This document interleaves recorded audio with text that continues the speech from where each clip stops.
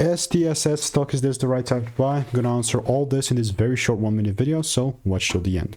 So I'm looking at Sharps Technology, and this thing, although it was 30% up, I'm still looking at it with a very big doubts.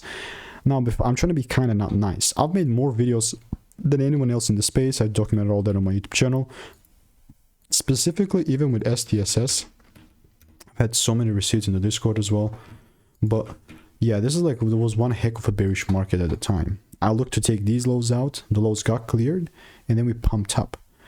In this instance, okay, now we're here.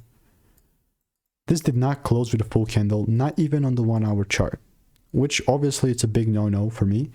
So therefore, the likelihood, I'm not saying it will, but the likelihood of this going down is quite high. So only if I see some sort of shift or confirmation, then might be looking for a sell. But buy is only going to be something that's going to start breaking above 3 cents. So stay tuned. If you want to make more money trading in a simple lean way, click the first link in the description. It's free newsletter. Goodbye.